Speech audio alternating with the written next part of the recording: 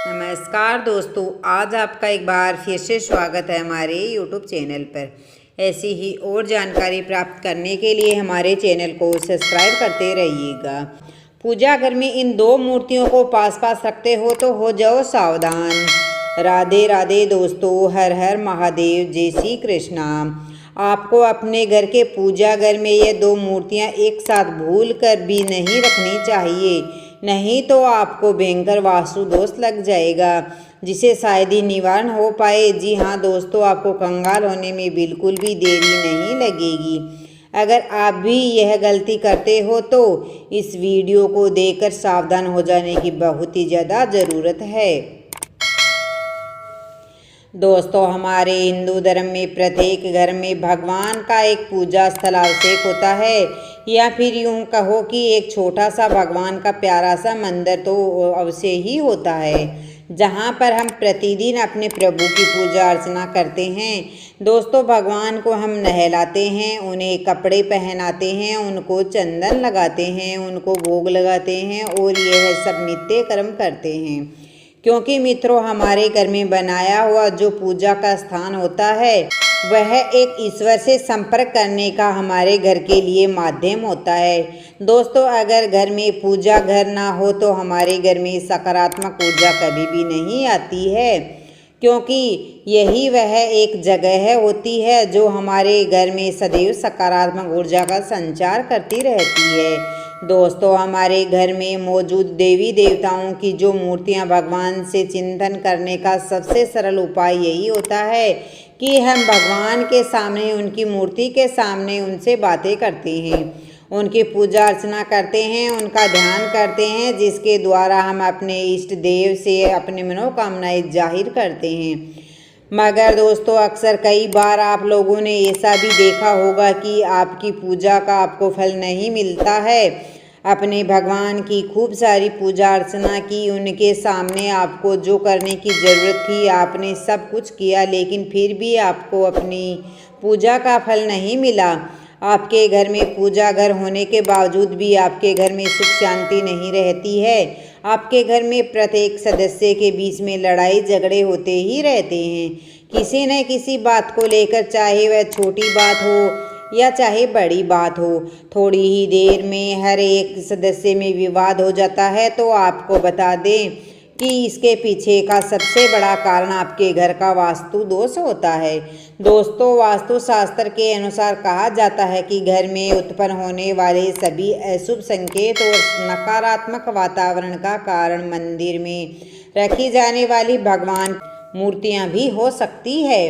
दोस्तों, आप सब तो यह समझते होंगे कि हमारे मन में आया, हम भगवान वही मूर्ति उठा ले और अपने मंदिर में लगा दी, लेकिन आपको थोड़ा सा सचेत रहने की ज़रूरत है। भगवान की मूर्ति रखने से पहले आपको थोड़ा सा ध्यान देना है, या फिर आपके घर के मंदिर का निर्माण अगर वास्तु दोष के हिसाब से नहीं किया गया हो तो भी आपके घर में वास्तु दोष आ सकता है। तो इन सभी दोषों को दूर करने के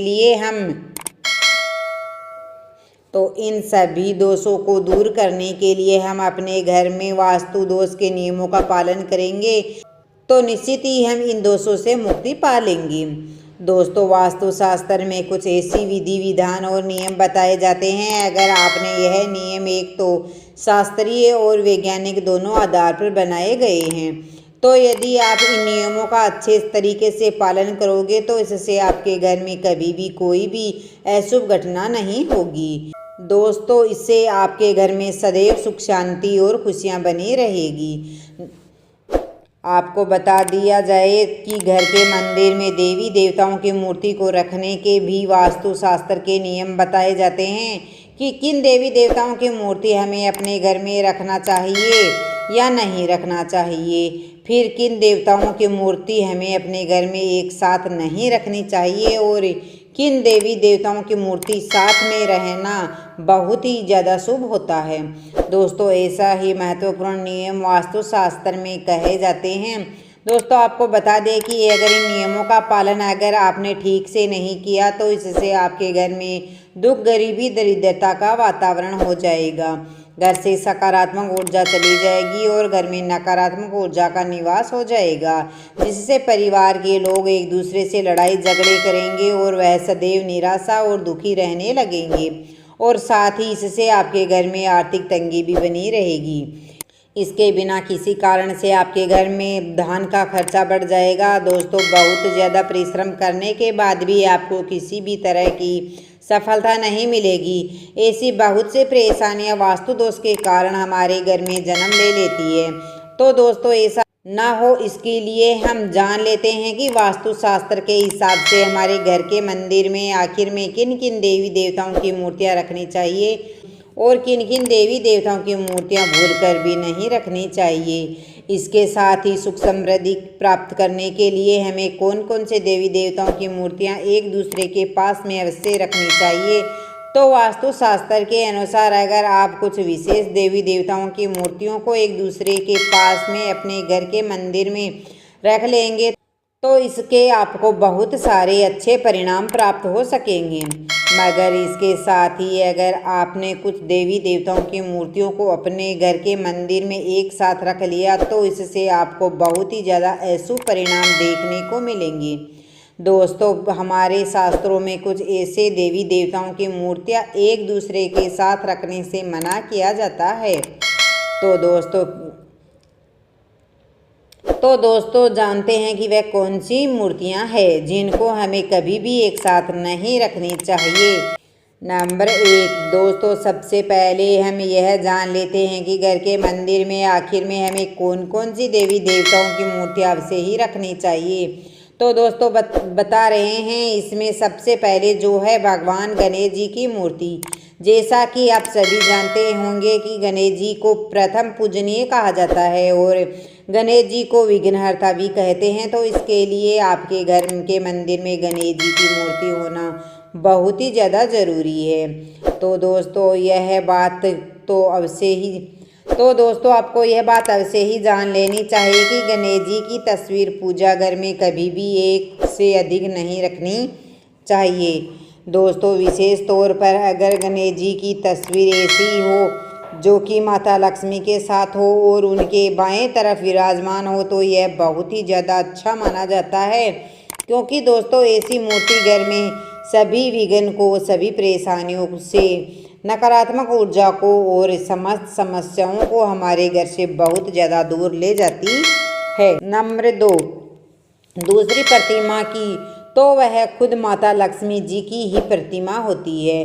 दोस्तों, धन और समृद्धि का माता लक्ष्मी को बहुत ही बड़ा प्रतीक माना जाता है। अगर आप चाहते हैं कि आपके घर में धन और सुख समृद्धि आती रहे तो आपको अपने घर के मंदिर में पूजा स्थल में माता लक्ष्मी की एक मूर्ति तस्वीर अवश्य ही रखनी चाहिए। मगर आपको एक बात तो पता ही होनी चाहिए कि घर में पूजा स्थान में माता लक्ष्मी की अकेली तस्वीर घर के वास्तु दोष के लिए कभी भी शुभ नहीं मानी जाती है। इसलिए आप इस बात का ज़रूर ध्यान रखें कि जब भी आप माता लक्ष्मी की मूर्ति या तस्वीर लेने जाए तो माता लक्ष्मी के साथ भगवान नारायण की तस्वीर होना भी बहुत ही ज़्यादा ज़रूरी होता है, क्योंकि दोस्तों जगत का पालन करने वाले भगवान नारायण माता लक्ष्मी के स्वामी यानी कि पति हैं और माता लक्ष्मी भगवान नारायण के बिना वह किसी भी घर में नहीं रहती। और अगर आप चाहते हैं कि माता लक्ष्मी सदैव आपसे प्रसन्न रहे तो इसके लिए आपको सदैव माता लक्ष्मी से पहले भगवान नारायण की पूजा करनी चाहिए, क्योंकि दोस्तों ऐसा करने से घर में संपन्नता और वैभव सदैव ही बना रहता है। अगर आप पहले ही भगवान विष्णु की माता लक्ष्मी की पूजा करेंगे तो ऐसे में माता लक्ष्मी के साथ साथ भगवान नारायण भी आपसे बहुत ज़्यादा प्रसन्न रहेंगे। दोस्तों ध्यान में रखना है कि धन प्राप्ति के लिए माता लक्ष्मी और भगवान गणेश जी की संयुक्त रूप से पूजा उसे ही करनी चाहिए। तीसरी तस्वीर की तो वह है संकट मोचन महाबली हनुमान जी की। दोस्तों प्रतिमा वास्तु की माने तो घर के मंदिर में हनुमान जी की एक मूर्ति या तस्वीर आपको जरूरी रखनी चाहिए। घर के सभी वास्तु दोष, घर के लड़ाई झगड़े सभी खत्म हो जाते हैं। तो और दोस्तों इसके साथ ही घर पर अचानक ही अगर कोई संकट आने वाला होता है ना तो वह भी संकट मोचन महाबली जी की यानी बजरंग बली जी की कृपा से उनकी पूजा करने से हमारे घर में आने वाला संकट भी टल जाता है। दोस्तों इसी के साथ ही आप इस बात का भी ध्यान रखें कि हनुमान जी की आपको हमेशा बैठी हुई मूर्ति की पूजा स्थल में तस्वीर लगानी चाहिए। इससे घर में सदैव सुख शांति और समृद्धि बनी रहती है। नंबर 4 दोस्तों, भगवान राम दरबार की तस्वीर आपको अपने घर में ज़रूर लगानी चाहिए। दोस्तों अगर आप चाहते हैं कि घर में सभी के बीच में सदैव प्रेम और विश्वास एकदम से बना रहे और घर की सभी पारंपरिक जो लड़ाइयाँ झगड़ा है वह ख़त्म हो जाए, तो इसके लिए आपको भगवान राम दरबार वाली तस्वीर अवश्य ही लगानी चाहिए। तो यह मूर्ति आपको पूजा घर में अवश्य रूप से लगानी चाहिए। इसके अलावा आप जिस देवी देवताओं की पूजा करते हैं, जो आपके इष्ट देव हैं, उनको भी आप अपने घर के मंदिर में रख सकते हैं। तो यह मूर्तियां आपको पूजा घर में अवश्य रूप से ही रखनी चाहिए। इसके अलावा आप जिस देवी देवताओं की पूजा करते हैं, जो आपके इष्ट देव हैं, उनको भी आप अपने घर की मंदिर में रख सकते हैं। दोस्तों आपको एक बात का और विशेष रूप से ध्यान रखना चाहिए कि आपको कभी भी अपने पूर्वज की या अपने मृत माता पिता की या अपने गुरु की तस्वीर को कभी भी भगवान के मंदिर में नहीं लगाना चाहिए, क्योंकि दोस्तों ऐसा करने से हमें घोर पाप लगता है, क्योंकि हम तो एक इंसान हैं और वह भगवान हैं। अगर हम अपने पूर्वजों को भगवान के समान दर्जा देंगे तो वह यह गलत होगा। हाँ, हम यह नहीं कह रहे कि वह पूजनीय नहीं है। आपके परिवार वाली, आपकी पूर्वज, आपकी मृत माता पिता, गुरु सब पूजनीय हैं, लेकिन आपको उनकी तस्वीर को घर के मंदिर में नहीं बल्कि अपने घर के मंदिर के बाहर कहीं पर भी लगा लेनी चाहिए।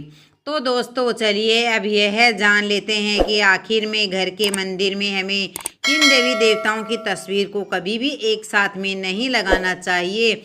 तो दोस्तों आपको बता दें कि जिसकी पूजा घर में यह तस्वीर या मूर्ति एक साथ होती है, उसे घर में राजयोग बनता है। मित्रों अगर हम अपने घर के पूजा घर में कुछ मूर्तियों के साथ कुछ अन्य मूर्तियां भी रख देते हैं, तो आप यकीन नहीं मानोगे, इससे आपकी किस्मत यकीन ही बदल जाएगी और देखते ही देखते हमारे जीवन की सारी कंगाली धीरे धीरे समाप्त होने लग जाती है।